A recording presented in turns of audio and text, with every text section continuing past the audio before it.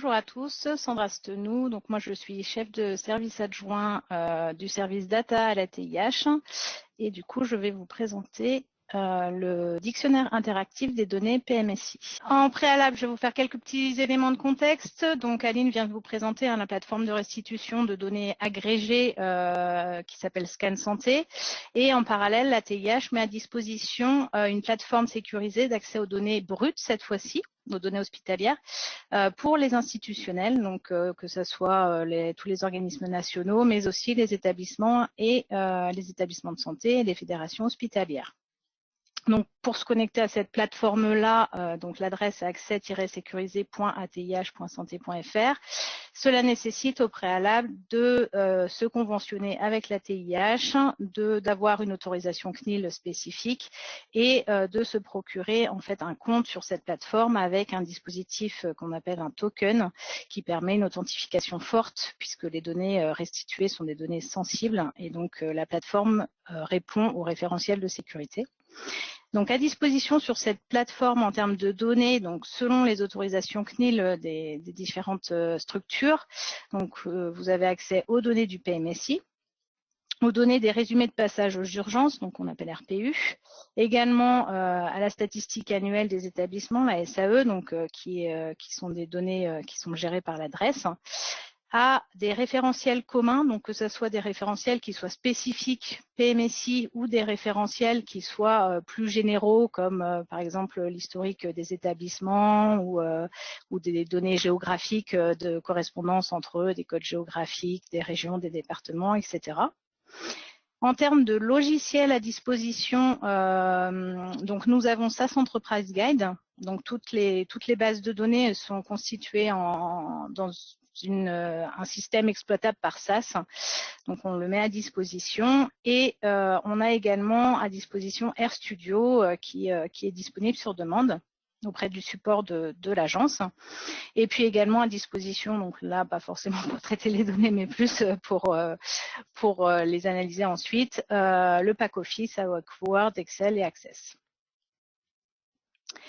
Également à disposition un site des ressources documentaires, donc associé à cette plateforme, donc dont l'adresse est portail-accès-sécurisé.tih.santé.fr et qui contient toutes les actualités de la plateforme qui sont adaptées à chaque profil. Donc vous avez la possibilité de vous connecter sur ce site et d'avoir les informations qui vous concernent, donc qui vous concernent votre profil de connexion, avec toutes les nouveautés et les mises à jour en termes de données, les évolutions et puis diverses informations, soit même de problèmes sur la plateforme ou autre.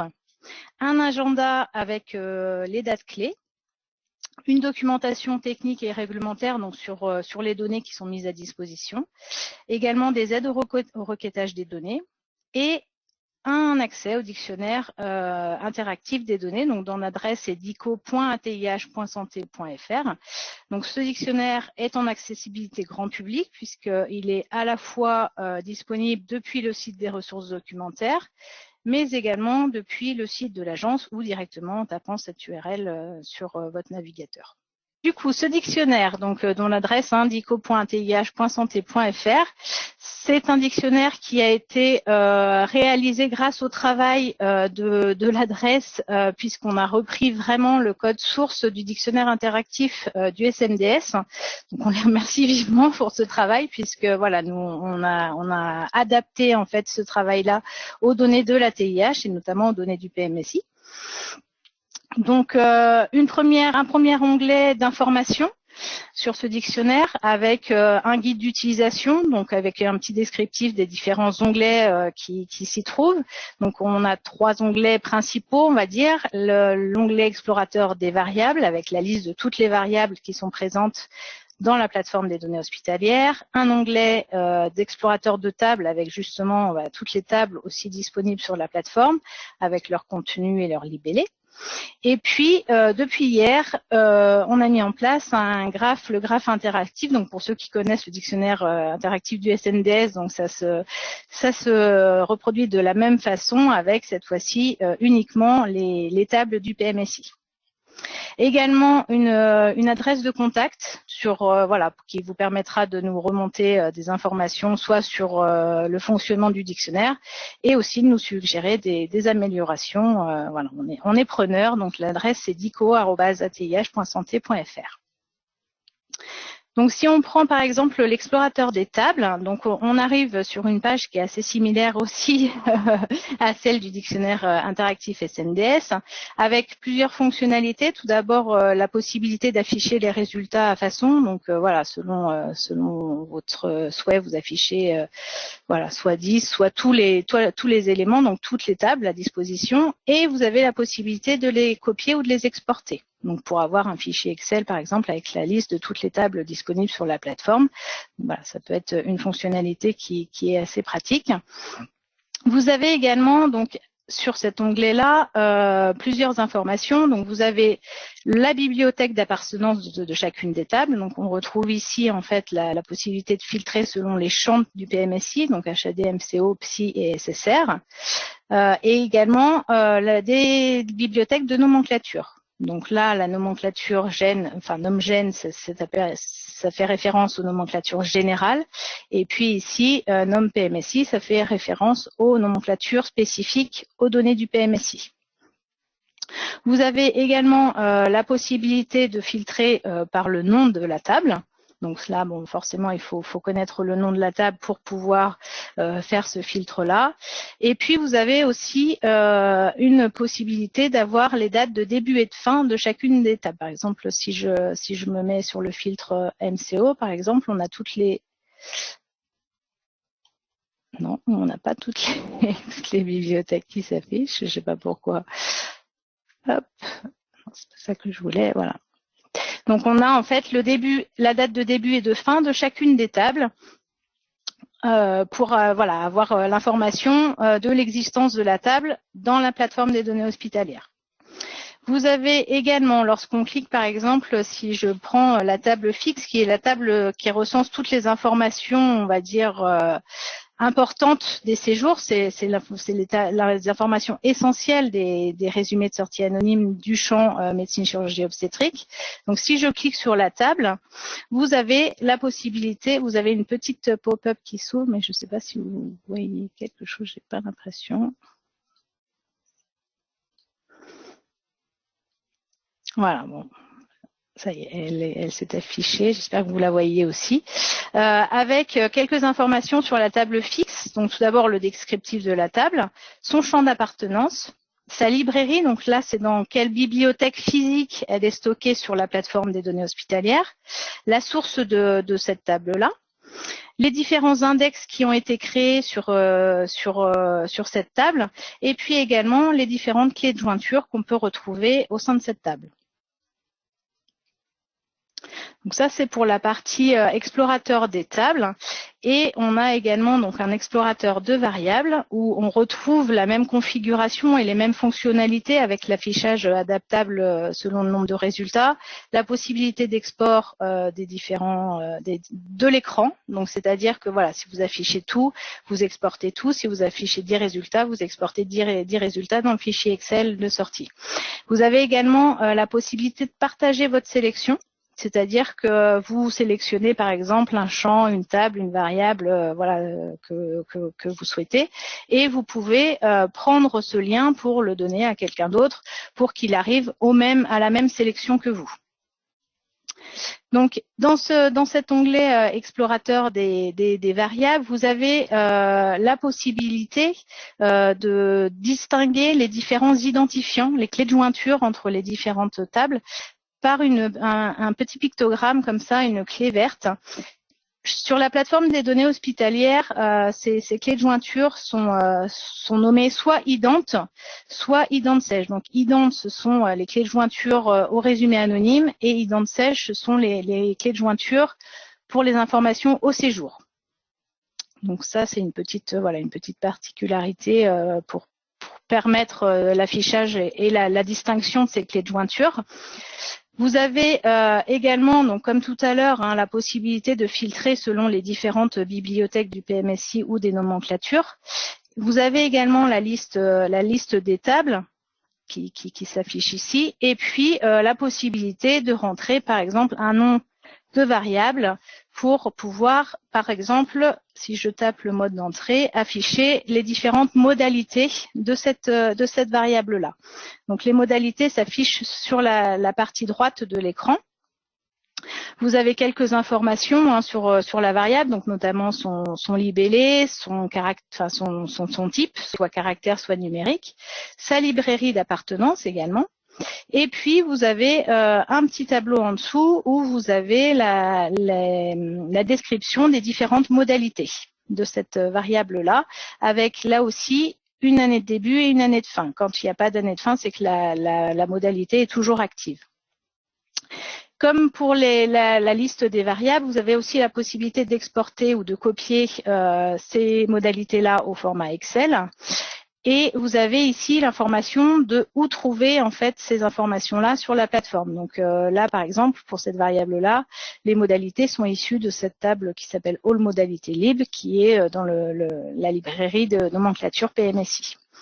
Si je prends par exemple une autre variable en psychiatrie où on a d'autres modalités, enfin beaucoup plus de modalités, voilà, vous avez un tableau qui est beaucoup plus long, donc vous avez là aussi la possibilité de l'exporter en Excel et puis après de pouvoir faire par exemple des jointures ou choses à côté avec ces variables-là. Vous avez par exemple aussi d'autres sources de modalités. Donc si je prends par exemple une variable qui est plus attrait à la facturation, non, tant pis. Donc du coup en fait on avait aussi la possibilité en fait d'accéder à des modalités qui sont dans une autre table qui s'appelle All Info Factu et qui pour le coup sont des modalités qui sont vraiment spécifiques à la facturation. Donc étant donné qu'on a plusieurs tables de nomenclature qui recensent des modalités, voilà, on a préféré vous mettre l'information ici de quelle table il s'agissait pour que vous puissiez après retrouver sur la plateforme où se trouvent ces informations-là. Donc voilà pour l'explorateur des variables. Et puis depuis hier, donc le graphique interactif des liens et des clés de jointure entre les différentes tables à disposition sur la plateforme pour chacun des champs. Avec là aussi une possibilité de filtre sur l'année. Donc selon les années, on n'a pas forcément toujours les mêmes tables et les mêmes données à disposition. Donc du coup, ça peut être intéressant de savoir que voilà, en telle année, on avait telle et telle table.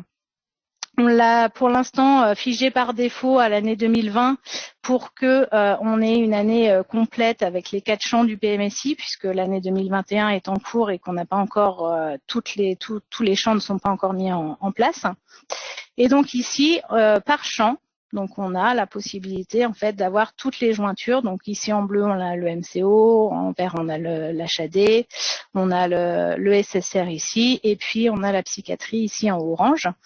Quand on clique, donc c'est comme sur le DICO SNDS, quand on clique sur une table, on a la possibilité aussi de voir les jointures. Donc si je zoome un petit peu, par exemple sur la partie MCO, on a la possibilité de voir les différentes jointures qui relient toutes les tables à la table fixe dont je vous parlais tout à l'heure. C'est la table principale avec les informations essentielles pour chacun des séjours. Et puis du coup, quand on pointe sa souris sur le milieu à peu près de la ligne, on a également la clé de jointure qui apparaît. Donc voilà, et la variable ident dont je vous parlais tout à l'heure. En cliquant sur chacune des tables, vous avez le descriptif. Par exemple, là, si je clique sur MCO, voilà, vous avez le descriptif de la table qui s'affiche sur la partie gauche de votre écran. Donc, on a également des liens. Donc là, ce sont des liens intra-champs, on va dire. Et on a aussi des liens inter-champs. Donc, ce dont on parlait tout à l'heure avec cette clé de chaînage interchamp, justement. Donc, c'est la variable qu'on appelle anonyme qui nous permet de pouvoir relier le MCO avec ici le SSR, ici la psychiatrie et ici l'HAD. Voilà, donc je pense que j'ai fait à peu près le tour des différentes fonctionnalités de ce dictionnaire. Donc, je vous remercie et puis j'attends vos questions. Merci beaucoup. Sandra, si vous voyez les questions et que vous voulez les prendre vous-même, allez-y. Ça marche. Donc du coup, il y a une question concernant l'intégration des formats PMSI in et out dans le dictionnaire. Donc ça, clairement, voilà, c'est des suggestions d'évolution. Vous pouvez nous envoyer ça via l'adresse dico@atih.santé.fr parce que voilà, on analysera un peu tout ça. Effectivement, ça peut être une évolution. Il faut qu'on y réfléchisse. Et puis l'extension référentiel CCM, SIM, etc. Effectivement, ça fait partie aussi des modalités qu'on a dans d'autres tables, et c'est quelque chose sur lequel, ouais, on a déjà pensé justement pour pouvoir faire le lien entre les diag et puis la CCM et la SIM. Étant donné qu'on a ces tables-là à disposition, on pourrait effectivement les mettre directement dans le dictionnaire.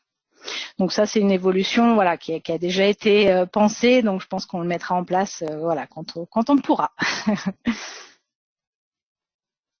Alors oui, pour le code source, on a commencé à y réfléchir, donc c'est en cours, mais on le fera, ouais, pour le mettre à disposition, pour que voilà, que tout soit ouvert et partagé et que chacun puisse récupérer comme on l'a fait. Et c'était très pratique. Et on vous en remercie. Est-ce qu'il y a d'autres questions? Non, en termes de navigateur, je pense qu'il s'adapte à tous les navigateurs. Il n'y a pas forcément de préconisation en particulier. Je ne crois pas, en tout cas pas à ma connaissance. Et Axel, pouvez-vous nous dire un peu sur les ajustements prévus pour les... Alors, RStudio, effectivement, aujourd'hui, c'est pas tout à fait opérationnel dans le sens où on est obligé de passer par une requête SaaS Enterprise Guide pour pouvoir après intégrer les données dans RStudio, étant donné qu'il n'y a pas de lien direct entre R et les données du PMSI qui sont stockées sur quelque chose de très spécifique SaaS. Et du coup, voilà, on est en train de réfléchir effectivement à une ouverture de notre méthode de stockage pour pouvoir aller interroger les données du PMSI depuis plusieurs types de logiciels, dont des logiciels libres et en direct, et pas passer par SaaS ou faire une requête préalable. Donc ça, c'est quelque chose sur lequel on travaille et voilà, sur lequel on est en train d'agir. Donc que ce soit R ou d'autres logiciels comme Python par exemple.